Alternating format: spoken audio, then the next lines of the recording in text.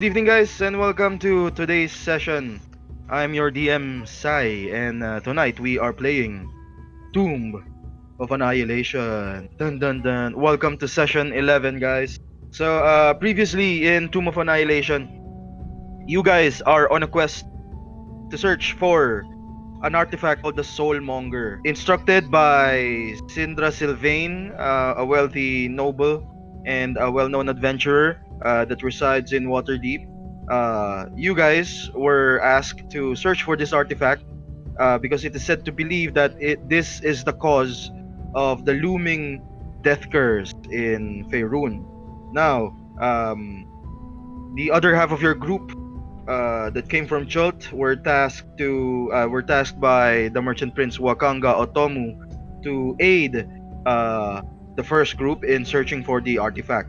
As you have begun your journey, you have came to know that the Soulmonger is hidden in the lost city of Omu, seeking the aid of Grandfather Zitimbe, the archpriest of the Temple of Savras in the port city of Nyanzaru. You have learned that you can find the Soulmonger in this fallen city. However, the location is still unknown. During this adventure, you have gained the assistance of a guide, a Chilton woman named Azaka Stormfang. You guys have helped her retrieve back a family heirloom that was stolen from her by the Terror folk, and with that she has agreed to guide you guys in the jungles of Chult for free. During your search for the lost heirloom of Azaka Stormfang, you stormed the lair of the Terrafolk, a rock spire called Firefinger, and this is where you guys rescued a Chultan Arakokra with multicolored feathers and with strange maze-like markings on their beaks. This Arakokra's name was Nephir, and he has sworn to spread good word of your bravery and of you guys rescuing him. He will spread good word in Kir Sibal, the settlement of these ancient Arakokran. Now, coincidentally, you guys are on your way towards Kir Sibal to seek the guidance of these ancient Arakokras and ask if they know where the lost city of Omu is located. Several days have passed. It is now your 22nd. 22nd day. Yep, 22nd day in the jungles of Chult. And on this day, where we left off, um, after several hours of leaving your camp and beginning your journey, you guys have stumbled upon what seems to be a group of adventurers as well. Among this group are raised animated skeletons armed with bows and machetes. Also among this group are these hulking skeletal beast-like monstrosities that have bull-like horns protruding on their skulls, wielding these massive great axes. They seem to be led by a uh, a human male clad in red robe, and according as you guys stumbled upon them, you believe that they are searching for Kir Sabal as well. What their reason is for searching Kir Sabal is still remained unknown. But somehow one of your members, namely Jago, person who has settled in Chult for a long time, he is somehow related to these individuals. What his relation is unknown as well. But we will find out today. So last session, you guys decided to attempted to sneak past them, hoping to avoid a large conflict because of their numbers. However, after some failed rolls, you guys have been detected, and they are now searching for your group as well. When your group stumbled upon them, parang hindi pa na-known yung presence nyo. Uh, you hear the sound of um, orders being yelled at, but somehow in a different language that um, almost all of you guys, except for Jago, can understand. When you guys took a peek kung ano yung nangyayari, there's this large clearing, and there are these several shambling skeletons armed with bows and machetes, cutting out vines, seemingly paving a path for their large group. And according to Jago, they seem to be looking for Kir Sibal as well. Because of their sheer numbers, parang instinctively you guys decided to sneak past them. Hindi kayo mag-sneak past them eh. Parang I remember last session, you guys were preparing to surprise them. Is this correct? I think Joe was there. Yeah, hoping to surprise them, di ba? Yeah. Okay. So we're gonna try to take them out, is that correct? I believe so. Yun yung plan.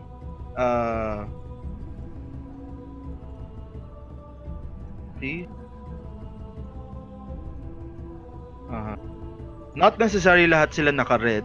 I believe ang na-share ni Jago was they are being led by this one person who's clad in red. And when some of you guys took a peek behind shrubs and trees, you did see that they seem to be being led by this skinny, bald man filled with tattoos on his skin up to his head. And then he seems to be clutching this gnarled staff and wearing this robe that is colored in crimson. You guys are currently covered in you guys are currently within this clump of shrubs, these plants, ferns, trees, and currently you guys have can see this massive group. You hear Azaka say, "I believe it is inevitable. We have to prepare for combat.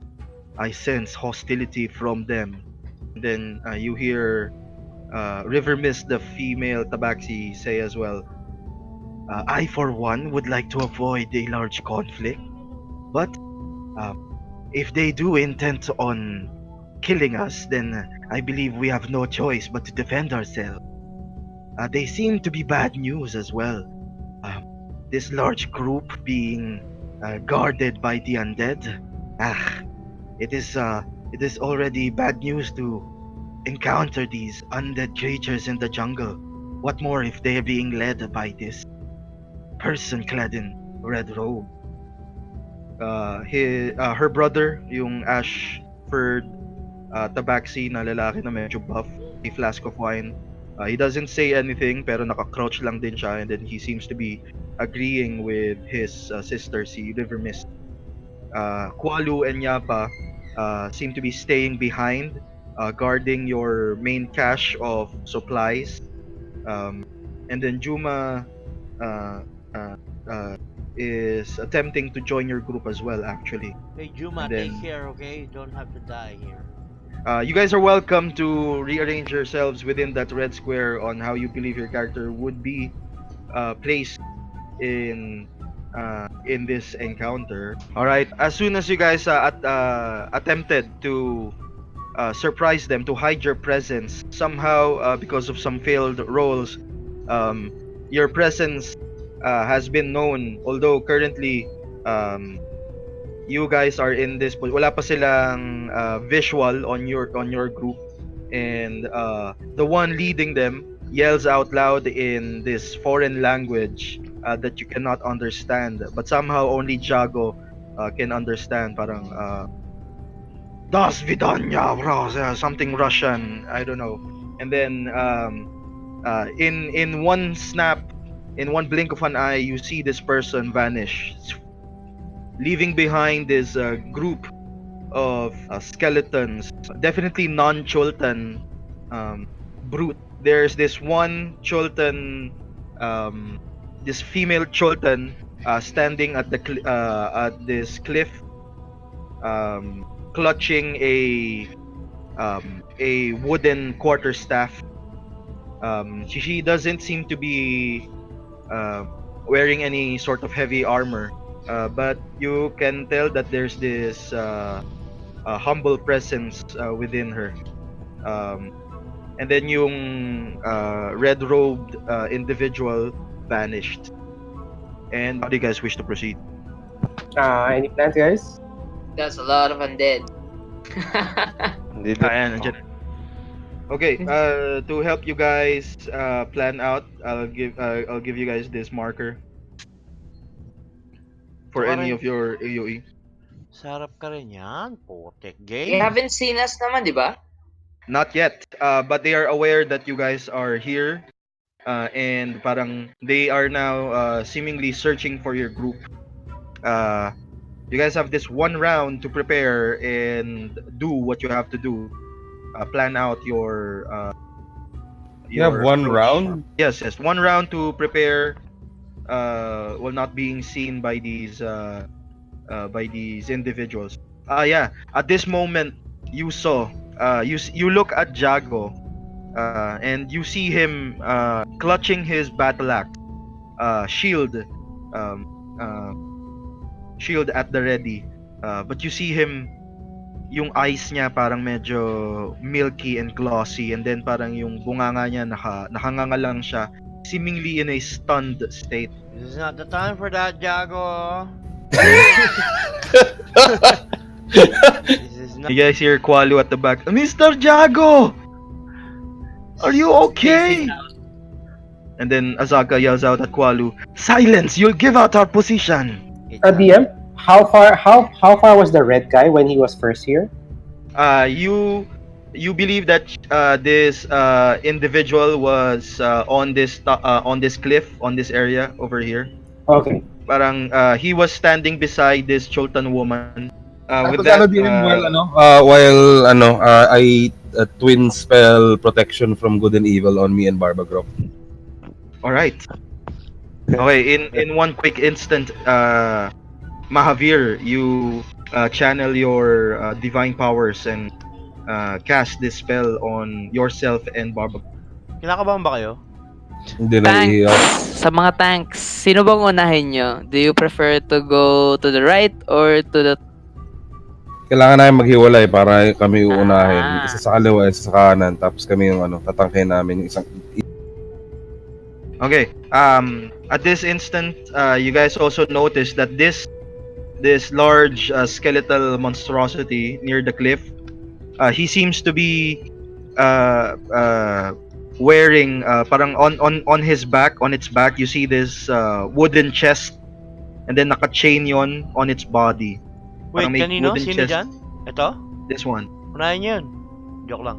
Meron siyang chest, yung parang treasure chest on his back, and then naka-chain yon.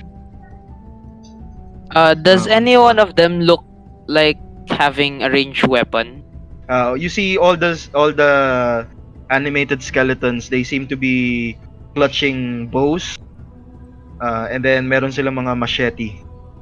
Right. Bosherry. Pero tong mga taong paladin, mukhang paladin to. Okay, these guys, meron silang... Okay. And with that, I want everyone... Roll for initiative. Dun, dun, dun. Uy, nice! I'm the first. Ay, no, joke lang. Hindi ako first. May chance. Will they be surprised, BDM? No, they are... yung alert. presence nyo is known na. On alert. Pero wala pa lang sila. silang visual... Ayan na si Jago. Finally! Alright, we are still beginning. Feel free to prepare on your end, Jago. May aura ka na, Jago? May aura ka na? Yeah, 10 feet plus 4. Oh, shit! Aura Bex! Double checking initiative. Got Barber Clock, 1, 2, 3, 4, 5. Jago, feel free to roll. Okay, you already rolled. Add na lang kita sa initiative tracker. Reflex yan eh, pag makita mo yung initiative tracker, oh shit. Roll agad. Alright. Damn, there's a lot of enemies.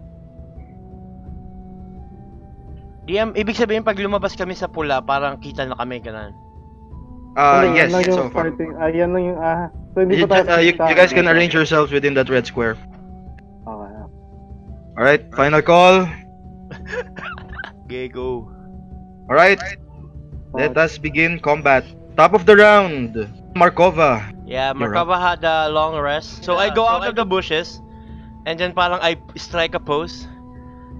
Hey boys! And then I parang sing parang a high tune. Ah! And then I cast yung entraling yung Mantle of Inspiration ko. So Holy shit. Jago, Mahavir, and Barbagrok gain 8 temp HP and you can use your action to move your half your speed. Alright, so who will be these recipients? Yung tank namin. Di pa kami kita dito sa loob. Tapos ka na, sige. Alright, so as you guys jump out of the tree line, you guys are now seen by these individuals, and you see them look towards your direction, seemingly intent to engage. DM yung nangyari no, paglabas ko, nag-change outfit ako dahil mayroong 3 backup dancer na lumabas. Ayun nga, naisip ko rin. Alright. Nagka-outfit din ba kami? Formation eh. Meron Biglang may lumabas na tatlo eh. Kasi you're blessed by Markova. Alright. Anything else, Markova? And then as an action, I will shit, sayang ka bonus action din. I will asarin ko lang. Bakit may kasama kayong pangit na buto? Ito. Vicious Mother. Ganun. Pwede ka mag-hypnotic pattern ng mga veteran. May tatlo dito. Pwede nga, kaso sige na. Sige, hypnotic. Ito na dito sa taas. Kasi hindi ko lang kung na... Ito. Yan, GM. Wait. Pag hypnotic pattern, i-drawing na lang natin yan. Ano yun 40 foot ba yun? 30 foot? 30. 3, Cube. 4. Alright. Pwede kayo sa amin malaki? Hindi, di ba hindi siya gumagana pag pag undead sila? You are welcome to find out. Hindi ko alam. Di ba na-test na natin yan dito? Di ba Oo, dito na lang sa tapat nila. Ay, hindi, tama dito sa... Kung kunin ko DM tong... Ay, hindi, dito yung 3 human eh. Yan. This one? Yes, para kunin 3 human. Yan, ito. Para naman, yan na. Go. Alright, you begin casting this spell and glitters explode on this location as these 3 individuals are now subjected to a wisdom save. DC 16. Okay.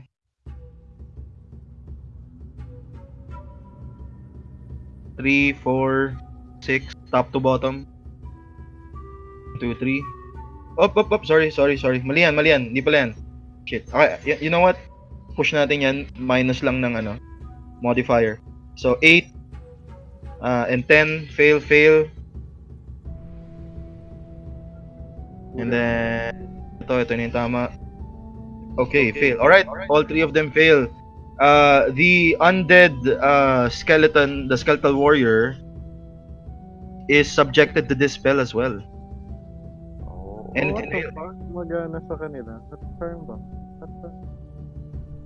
Alrighty. Alright, Oh, they're All all 3 of them? incapacitated.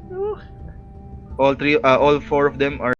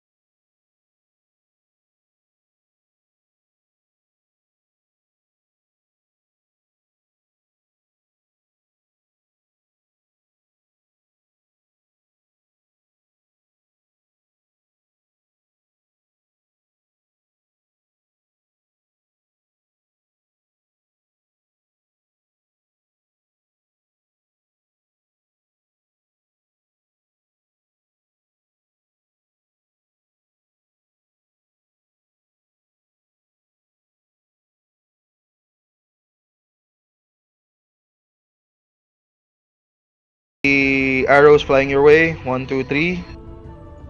Hit, miss, 18, miss. 12, 9. Okay, one arrow hits you on your left leg. Ooh, for 8 piercing damage. This is on Mahavir with disadvantage. 4 arrows flying. 1, 2, 3, 4. Miss, miss, miss, miss. Alright. Ako These na to. arrows fly towards your direction, but you instinctively raise your shield and block these arrows. You hear them impact. Tung, tung, tung, tung, tung, tung. This is on Jago. 3 arrows flying your way. 1, 2, 3. 8, 18, and 15. What is your AC? Hindi na fair. Alright, you block these arrows with your shield as well. And that is their turn. Tabaxi siblings. These guys run out. Eh, yung mga backup And- dancers ko pa. Dami na sila. Gang up on this non-Cholton warrior. He seems to have pale skin. Let's see what they can do. Flask of wine. They have their short swords out. 2 short sword attacks on each of them. 1, 2. Hit. Miss. River Mist. 1, 2. Hit and miss as well. 9 damage on this guy. He screams in pain. But that is his turn. Their turn rather. Mahavir, you're up.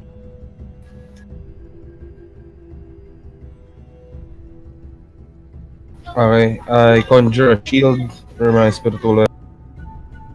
Alright, spiritual weapon. Noise. Feel free to move that shield wherever you wish. Sorry, DM, disregard the bless. Yep. Nakita mo na yung token ng Ah, shield. yes, DM. Dito na lang. No. Alin ba yung yung incapacitated? Yung may nakapikit na muka. Itong 4 na over here. Ah, okay, yan pala iba. Dito na lang DM on this guy. Hello, DM.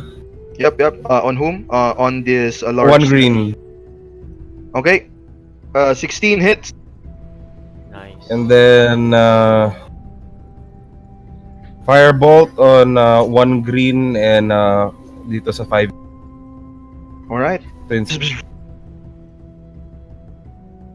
22 Nice. hits as well. On whom? Awesome.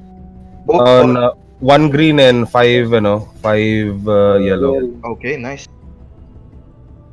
5 yellow, 10 fire damage. He screams in pain. Ooh! But you see him trying to hold out. Yung large skeletal figure takes fire damage as well. It doesn't create any sound, but you hear some of the bones breaking. Anything else? End of turn, thanks, DM. Alright. Hey, these guys will attempt to advance as well. They attack River Mist. Okay, this guy takes out a heavy crossbow and aims it at Flask of Wine. This guy runs towards... Oh! Incapacitated. Okay. Ito pa si Kuya. Daze itong tatlong to. And... Alright. So this is on River Mist. Stay ni Marco. 1, 2. Okay, they seem to have advantage on this attack.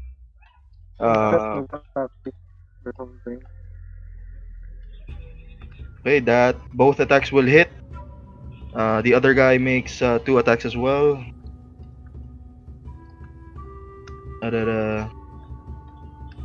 15, 23, both attacks hit.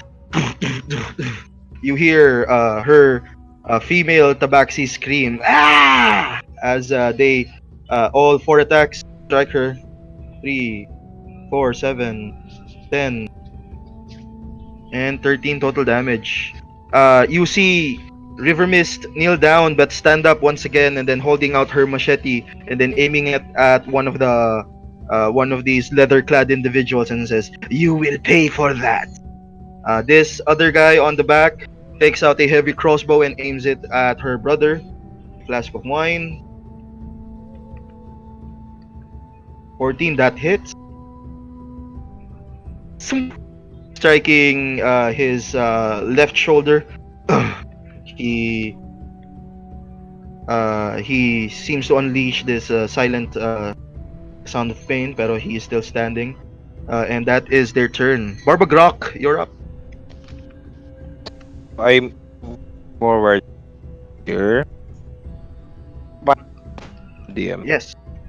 So I strike that. Okay, go for it. I strike that. You're not raging, man.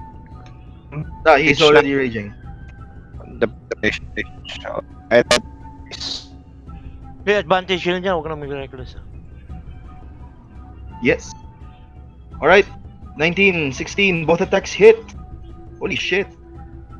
Okay, you, on your first strike, he wakes up and looks at you, attempting to parry your second attack, but he still fails and takes that 24 damage. He kneels down, all bloody, but he looks up, bloody na yung mukha niya, nakapikit yung isang mata, and points his mace at you, and he says, "You'll have to do more than that to defeat me, orc." that's your right. I smell sent Holy shit. Okay. actions. Sino He's nagsabi right. ng DM? Sino nagsabi sa Right. kanya nun? Team Ito? number 6. Sabi mo siya, "Hey, you can talk, you're incapacitated." Hindi, on the first attack na, Ah, okay, siya, okay. nagising Kala na. ko. Alright. Go ahead and make that attack roll, sir. Owl. Oh, he parries that in his weakened state. Damn. Alright, this time. Alright. No questions asked. His head flies off with one clean sweep. This guy is no more. Pat. Ay, libre ka na attack, di ba? I Alright, yes. GWM, go for it. Kill it. skeleton. Alright, go for it. Give me that attack roll. 19, alright. You. No questions asked as well. You shatter this skeletal warrior with one swipe. This guy is no more. Sorry. Alright, I believe that will end your turn. Man, pa-type na lang kasi medyo nagka-cut on your end. Pero so far naririnig ko pa naman. Pero medyo nagka-cut kasi medyo chat. No worries. Yep. This with your attack, you crush this skeletal figure with your last attack. And I believe that will be your the end of your turn, yes? Okay, nag-reconnect siya. Nag-miss si Aza ako. Wala kang gigil ngayon bebe. Bigyan niya si Aza Ano siya, tomboyish ako baklain. O, diba? Match. Hello. Yup, yun. Nawala ako kanina. No worries. You were able to destroy the skeleton. So Azaka launches 2 arrows. They both miss, unfortunately. And then you see yung female Choltan, yun nandito kanina sa may cliff. Ng small hill na to. She takes out this stone disc, and then this stone disc seem to have maze-like patterns. She puts this stone disc close to her chest, and you see all of a sudden white light begins to envelop her. At which point she takes a few steps back, and that ends her turn. Markova, Jago, Mahavir, Azaka, Race, and River Mist. This sounds like a fireball. You guys hear this parang a high-pitched sound originating behind behind you guys. And then a loud explosion bursts out from behind you guys. And for a brief moment parang nabingi kayong 1, 2, 3, 4, 5, 6 kayong 6. I will need to ask you guys to make intelligence saving throws. Oh, shit. Yeah. +4 lang. Yep. Go ahead and labas niyo yung yung aura niyo if needed. Tatamaan ng si Markova pati si Mahavir. Sila lang dalawa. Okay. I believe, Mahavir, you have an aura as well, so feel free to... Kaya lang ba, DM? Yes. Hindi abot si Juma, si Sora, and si Barbara Gross. Kapit nyo, umaaura kayong dalawa. Smart lad. Yes, 14. Okay, nice. Good rolls. Okay, Race, unfortunately, you fail. Markova, you fail. Mahavir, nag-reroll ka ba? 2d4. 5 yan DM plus 6 from Okay, nice. favored by the gods, tapos plus 4 yung kay Paolo. 15. Okay, 15, nice. Sino yung may bonus kay Paolo? Si Markova. 14 Markova, ako, so 14. plus 4. Ah. 14 si Markova. Ooh, Markova, you don't make it. You still fail. So, Race, fail. Markova, fail. Mahavir, succeed. Jago, Fail din, 14. Inherent na yung bonus dyan sa save ko. okay. Jago, you fail as well, unfortunately. Azaka succeeds. That will be 8d6. Okay, so I believe alam nyo naman na to. So, labas na lang natin. Hindi yan 28, 26 yan. Alright, so you guys take 26 psychic damage, those who failed. And... Minus 1d6 attack pati ability check. Pati concentration. 1d6 na. D6. If you or half as much damage on the successful one. Alright. Those who succeeded take half. So 13 on Azaka. Uy, anong paladin kayo? Baka may Hindi Asian. ako ancient. Alright, so go ahead and mark your characters. D6 on attack rolls and skill checks. Fuck.